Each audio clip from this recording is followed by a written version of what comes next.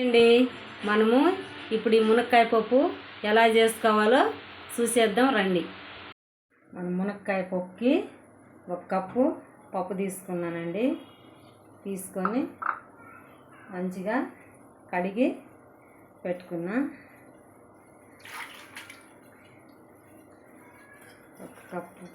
1 cup పప్పుకి 2 కప్పులు water పోసుకోవాలి. 1 కప్పు పోసి పెట్టాను. ఇంకొక కప్పు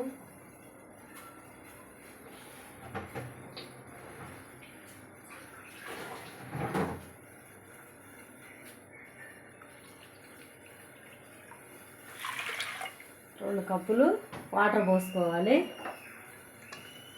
ఒక 4 టమాటాలు కట్ చేసి వేసుకోవాలి. ఒక పెద్ద ఉల్లిగడ్డ కట్ చేసి వేసుకోవాలి.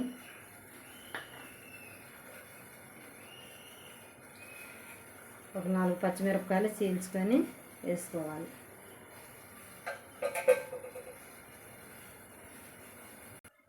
ఒక టీ స్పూన్ ఆయిల్ వేసుకోవాలండి. 1 టీ స్పూన్ పసుపు వేసుకోవాలి. ఇప్పుడు మనము కుక్కర్ మూత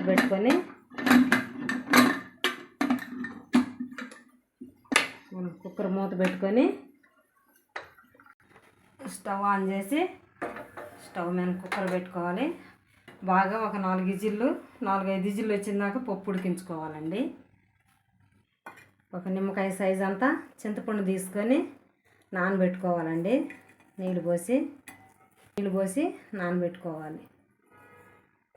కుక్కర్ మూత తీసి చూద్దామండి. పప్పు ఉడికింది.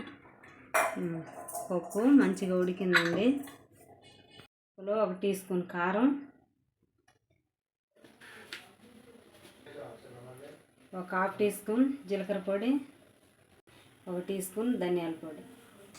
ఇప్పుడు కొంచెం కళ్ళుప్పు వేసుకొని మనం పప్పు వంచుకుందాం.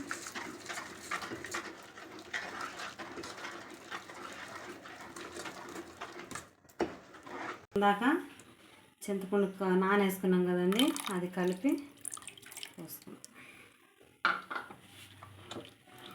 1 గ్లాసు వాటర్ పోసుకుందాం.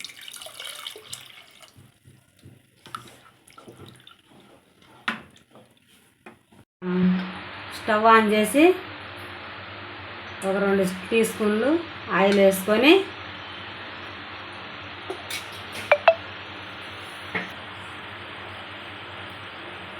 మునక్కాయలు వేసుకొని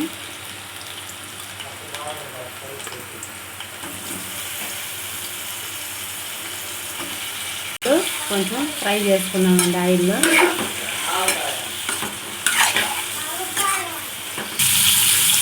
ఇప్పుడు మనం ఇవి వేరే ప్లేట్లోకి తీసుకొని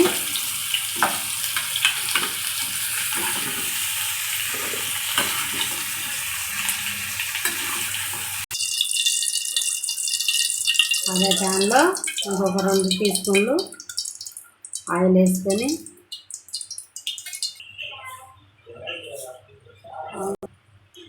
1 టీ స్పూన్ ఆవాలు, 1 టీ స్పూన్ జీలకర్ర, 4 వెల్లుల్లిపాయలు, 2 పచ్చిమిరపకాయలు చీల్చి చేసుకున్నాం, ఒక 2 ఎండుమిరపకాయలు.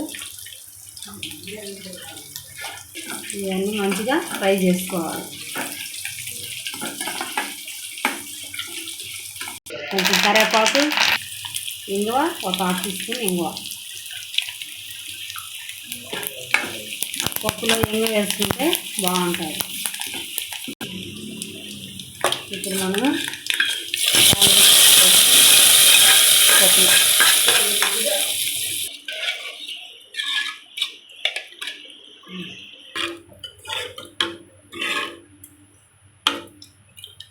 ఇప్పుడు మనము మునక్కాయలు వేసుకున్నాం. పప్పు మునక్కాయలు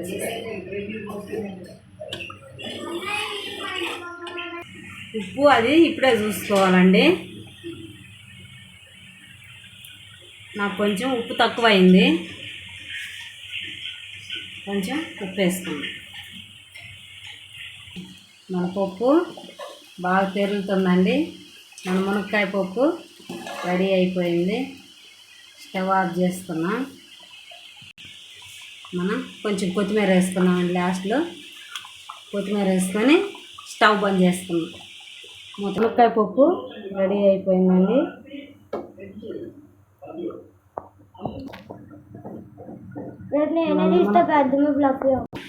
మన మునక్కాయ పప్పు రెడీ అయిపోయిందండి.